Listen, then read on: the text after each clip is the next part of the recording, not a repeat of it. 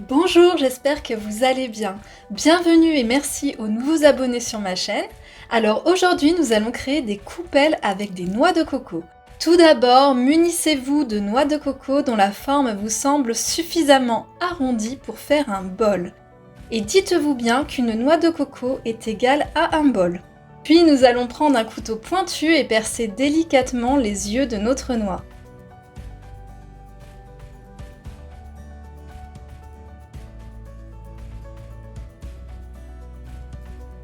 Vous pouvez faire en sorte que le trou soit un peu plus net avec une baguette.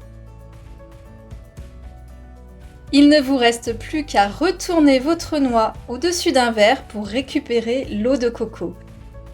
Moi j'adore ça, dites-moi en commentaire si vous aussi. Allez, hop, direct dans le gosier. Maintenant je vais vous montrer deux méthodes pour ouvrir votre noix de coco. La première méthode me vient d'un voyage à La Réunion et plus précisément de la maison du coco. Si La Réunion vous intéresse, je vous mets en barre d'infos sous la vidéo les liens de mes articles de voyage dans ce bel endroit. La technique consiste donc à taper votre noix de coco avec le dos d'un gros couteau.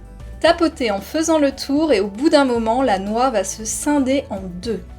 Évidemment, faites attention.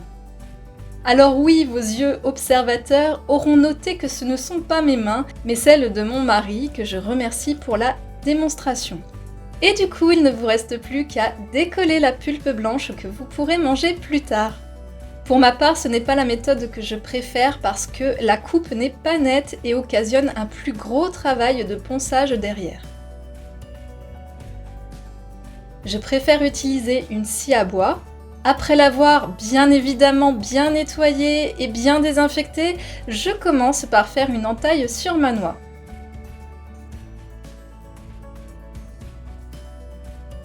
Puis pour m'éviter certains mouvements pénibles, je coince simplement ma scie entre mes cuisses et avec mes deux mains, je ramène et je pousse la noix. Ça va très vite. Là aussi, vous pourrez manger la pulpe après l'avoir passée sous l'eau pour retirer la poussière. Nettoyez à nouveau votre scie. À présent, nous allons poncer notre noix avec trois grains différents. Un à très gros grain, un autre à moyen grain et enfin un grain fin. Ici, j'ai recyclé certains morceaux provenant de mes ponceuses électriques. Et bien entendu, vous pouvez réaliser ces bols avec des outils électriques qui vous feront gagner du temps. Mais tout le monde n'ayant pas un tel matériel, je souhaitais montrer que c'était également accessible à la main. On commence donc avec le grain le plus gros pour aller vers celui qui sera le plus fin. Je vais enlever toutes les petites fibres,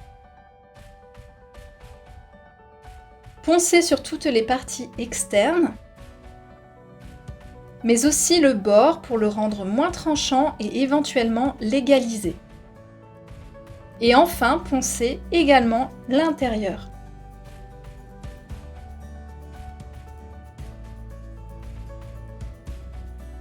On passe maintenant au grain moyen.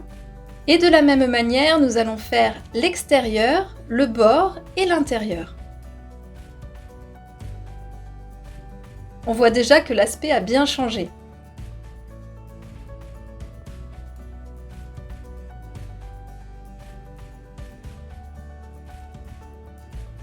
Pour finir, passons au grain le plus fin et reproduisons le schéma extérieur, bord et intérieur.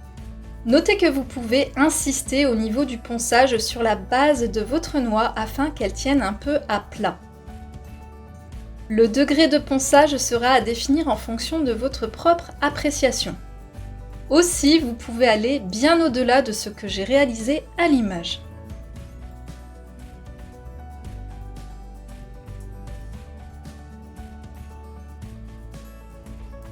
Pour exemple, je vous mets en image l'impact des différents grains.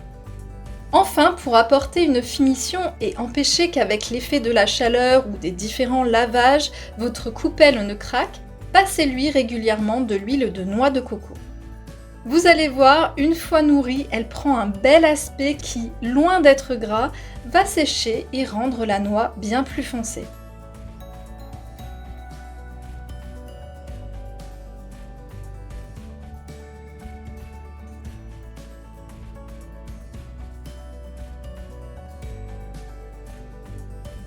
Vous voyez, on voit bien la différence entre l'huile qui a été absorbée et celle qui se trouve encore luisante en surface.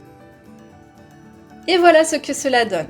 Pour terminer et pour conserver vos jolis bols bien plus longtemps, je vous recommande évidemment un lavage à la main. Surtout pas au lave-vaisselle. Et évidemment, passez de temps à autre de l'huile de coco pour nourrir vos bols.